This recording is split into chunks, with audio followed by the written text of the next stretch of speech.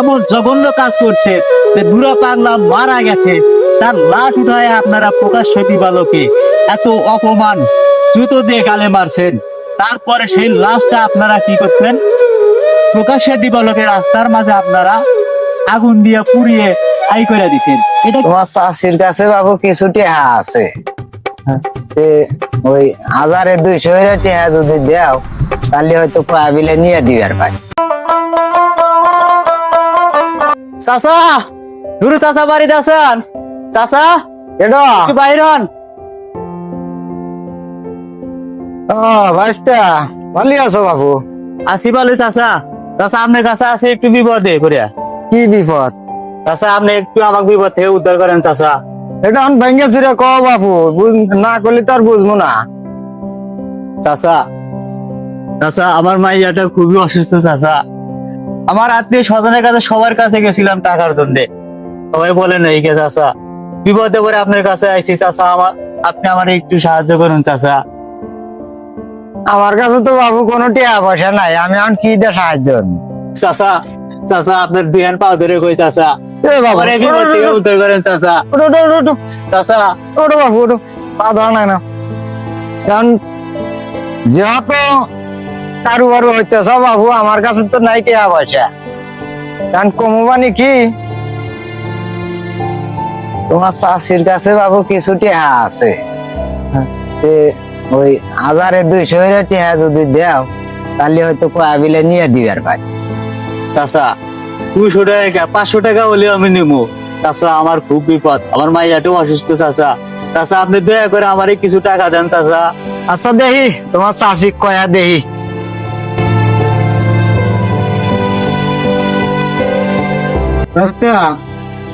বাবু তোমার চাষির তো বাবু খুব কষ্টের টেহাতে, ওই যে কইলাম যে মাসে 200 টেহা, চাচা মেয়ে যে নরো না, প্রতি মাসে মাসে লাভের টেহা দেয় নাই না দিয়ে যায় ও। চাচা আপনি আমার বহু বড় বিপদ থেকে উদ্ধার করলেন চাচা। যত কষ্ট হোক আপনার টাকা আমি শোধ করে দেবো চাচা। আচ্ছা বাবু, নামাজেরও সময় হয়ে গেছে, আপনি থাকো, গেলাম, নামাজটা পড়ে আসি।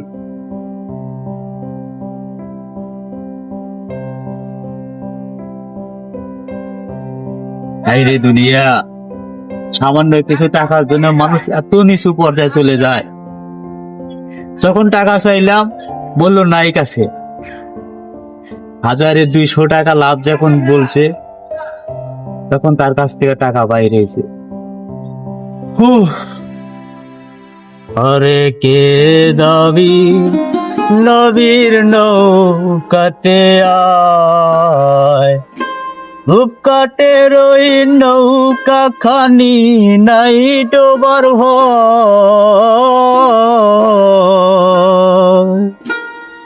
রূপকাঠের ওই নৌকা খানি নাই ডোবার ভয়।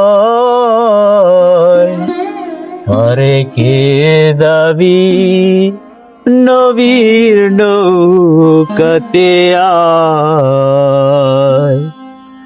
আরে কে দাবি নবীর নৌকাতে আয়। হাতার ভেতর আছেন পাখি কেমনে আসে যায়, তারে ধরতে পারলে মনো বেরি। আছে নামাজের টাইম, আনে পাগলা বসে থেকে গান করতেছে, দেশে পাগলটা ঘুরে গেছে। কোনো কিছু করা নাই, এই আল্লাহ হুজুরে জানে।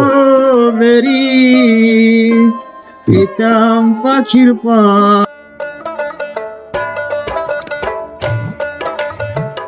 হুজুর একটু দাঁড়ায়েন, আপনার হাতে এলা কথা আছে।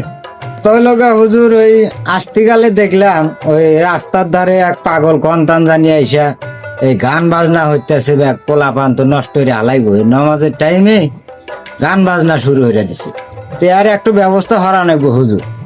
দাদা তো গুরুত্বপূর্ণ কথাই, এ তো সমাজ নষ্ট করে ফেলাইবো, পোলা পান করে নষ্ট করবো। নামাজের সময় যদি গান বাজনা বলে তাহলে মানুষ আমল করবো কেমন করে? এবি মানুষ হেদায়তে আসে না, আর যদি গান বাজনা বাজায় পোলা বান্ধে করে নিয়ে যায় সাথে, তাহলে তো হেদায়তে মানুষ আসতে পারবে। চলেন দেখে যাই। যা পাগলের সাথে দেখা করে দেখি কোথা থেকে আসলো তিনি না তবে না।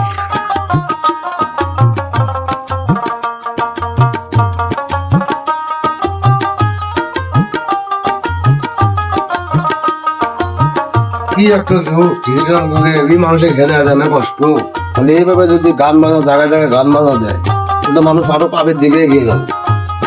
আল্লাহ তুমি সেটা দাও, সুবহানাল্লাহ।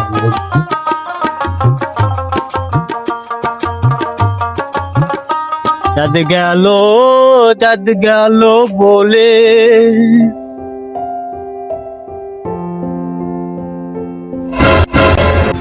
হুজুর এই যে সেই ভণ্ড পাগল, আস্তাগফিরুল্লাহ, নাউযুবিল্লাহ, নাউযুবিল্লাহ। এটা পুরাই বন্ধ, এ বেদাত, এ ইসলাম ধ্বংস করে ফেলাইবো। এর একটা ব্যবস্থা করেন হুজুর। পুরাই বেদাত। ওই পাগল, তোমার মুখে সন্ন্যতে দাড়ি নাই, মাথায় টুপি নাই, পাঞ্জাবি নাই, জুব্বা নাই, কিসের তুমি ভণ্ডামি শুরু করে দিছাও? বাবাজি, আমি তো কোনো ভণ্ডামি করতেছি না। আমি যা করতেছি এটা তো শুধুমাত্র আল্লাহরে পাওয়ার জন্য। তোমরা মসজিদে যায় যেমন আল্লাহরে খুশি করার জন্য নামাজ পড়ো, আমিও তেমন আল্লাহরে পাওয়ার জন্য ঘর বাড়ি ছেড়া আল্লাহর প্রেমে পাগল হয়ে জঙ্গলে জঙ্গলে ঘুরতেছি। আমি তো কোনো বেদাত করতেছি না বাবা। তুমি আল্লাহ খুশি হওয়ার জন্য ঘর বাড়ি ছেড়ে জঙ্গল দিয়ে ঘুরতে চাও? জঙ্গল দিয়ে ঘুরলে তুমি আল্লাহ পেবে? আল্লাহ পারলে আল্লাহর ঘর মসজিদে যাও, আল্লাহর পায়ে সেজদা করা লাগবো, তালিকা তুমি আল্লাহর দেখা পাবে। আল্লাহর এই হুকুম মানলে তুমি জঙ্গলে ঘুরলি তো জঙ্গলে ঘরে ঘুরতে পারতি শেয়াল। তুমি জঙ্গলে ঘুরতে তোমার নামাজ নাই, কালাম নাই, ওযু নাই, কিছু নাই। তুমি কিসের তুমি কথা আমি ভণ্ডামি শুনে চাও? তুমি কিসের পাগল? তুমি কিসের সাধু চাও? হুজুর এত সমাজ নষ্ট করে ফেলাইতেছে। হুজুরে যে কাজ শুরু করছে এক পুরা সম্পূর্ণ শরীয়তের বাইরে।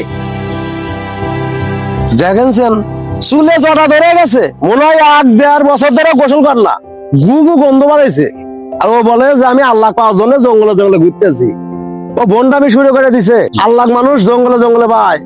বাবা, তোমরা আমাকে ভুল বুঝো না। তোমরা কইতেছো আমি শরীয়ত বিরোধী কাজ করতেছি, আমার ভিতরে শরীয়তের কোনো ছায়া নাই। তোমরা যদি শরীয়তের সবকিছু আইন কানুন মেনে চলো, তাহলে একটা কথার জবাব আমারে দাও। তোমরা কি করো? মসজিদে মেম্বারে দাঁড়াইয়া তোমরা সুদখোরের বিরুদ্ধে কথা বলো, সুদখোরের বাড়ির দাওয়াত খাইয়া মোনাজাত কইরা সুদখোরের 14 গোষ্ঠীরে জান্নাতে পাঠাইয়া দাও। ইয়া 500 টাকা, 600 টাকা, 1000 টাকা হাদিয়া নিয়ে তোমরা চলে আসো বাড়িতে। এই টাকা দিয়ে তোমাদের স্ত্রী সন্তানদের লালন পালন করো। বাবা, তোমরা কঠিন শরীয়তে কোন আইনে আছে সুদখোরে আল্লাহ জান্নাত দিব? আল্লাহ নিজেই কইছে সুদখোরে দেখা জাহান্নামের কিরা পর্যন্ত ভয় পায়। আর তোমরা সেই সুদখোরের বাড়িতে দাওয়াত খাইয়া 500 টাকা হাদিয়া নিয়ে বাড়িতে এসো। আর কি কমু? তোমরা যে বেদাত করতেছো, তোমরা যে এত শিরকের কথা কইতেছো, একটা কথা আমারে কও, সমাজের সবচাইতে প্রভাবশালী লোক তারে খোঁজ নিয়ে দেখো। ওই ব্যক্তি ভাইয়ের হক, পাড়া প্রতিবেশীর হক, বোনেদের হক সম্পূর্ণ কি বুঝাই দিছে না নিজে একা ভোগ কইরা প্রভাবশালী লোক হয়েছে? আপনারা কি এটা জানেন না যে সম্পদ জমাকারী হচ্ছে ফেরাউন? আর কি কইমু, আপনাদের আরো কত কথা যে আমাদের কাছে আছে, এই কথা যদি আপনাদেরকে বলি তাহলে আমাদের পিঠে ছাল থাকবে না। সত্যি কথা যদি বলি, আপনারা যে শরীয়তের আইনগুলা যে বলেন, আপনাদের স্ত্রীকে পর্দায় রাখেন আর মায়ের দিয়ে সংসারের যাবতীয় কাজ করেন, তখন আপনাদের শিরক কই থাকে? আপনার বাবা মাকে সংসারের যাবতীয় কাজ করান আর শ্বশুরে নিয়ে যান চিল্লায়। এটা কোন শরীয়তের আইন আছে আমার একটু কইবেন? আপনাদের আরো কি কমু? আপনারা তৌহিদি নামে যে দল গঠন করছেন, তৌহিদি নাম দিয়ে দিচ্ছেন আপনাদের। আজ পর্যন্ত কোন কাফের, কোন মুশরিক, নমরুদ, ফেরাউন, আবু জেহেল যে কাজটা করেন সেই কাজটা আপনার। তোর মুখের কোনো ইবাদত নাই, তোর নামাজ নাই, কালাম নাই, তুই কিসের হাদিস আমাকে সাথে বলস? হাদিসের কথা আপনারা কইতেছেন। আপনারা কি করছেন? এমন জঘন্য কাজ করছেন যে বুড়া পাগলা মারা গেছে, তার লাশ উঠায় আপনারা প্রকাশ্য দিবালোকে এত অপমান জুতো দিয়ে গালে মারছেন। তারপরে সেই লাশটা আপনারা কি করছেন? প্রকাশ্যে দিবালোকে রাস্তার মাঝে আপনারা আগুন দিয়ে পুড়িয়ে ছাই করে দিছেন। এটা কি তৌহিদি জনতা? আপনারা আপনারা এত নিচু পর্যায়ে চলে গেছেন, যেটা জাতির মানুষ আপনাদের মুখোশধারী যে রূপটা ছিল সেটা স্পষ্ট ভাবে বুঝতে পারেছে।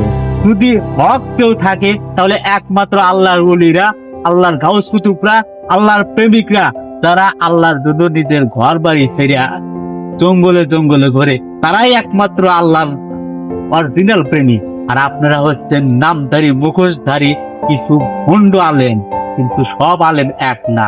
আপনাদের মতো আলেম যারা আছে তারাই এই সমাজের সবচাইতে বড় শত্রু। তৌহিদি নাম নিয়ে আপনারা যে সমস্ত কাণ্ড কারখানা করেন, উলিয়া উলিয়ার মাজার আপনারা ভাঙ্গা চুরা খার করে দিচ্ছেন, এটা কি তৌহিদি জনতা? অলিয়া উলিয়া মাজার ব্যাংকে শেষ করছে। মাজার ভালো জিনিস, যাওয়া পবিত্র জায়গা মাজার, আল্লাহ বলি করে মাজার দেওয়া ভালো জিনিস, কিন্তু মাজারের ভিতরে আপনাদের মতো বন্ড যাতে কাজা খায়, এটা কোন আইনে আছে, কোন বিধানে আছে যে কাজা খাওয়া কি সুন্নত ফরজ? কোন হিসাবে আপনার অলির দরবারে কাজা খান আপনার আছে বলেন? আপনার কথা আমি মানে নিলাম, মাজারে গাঁজা খায়, কিন্তু বুকে হাত দিয়ে এখন তো আজ পর্যন্ত কোনো মাজারে কোনো মা কোনো বোন ধর্ষিত হয়েছে?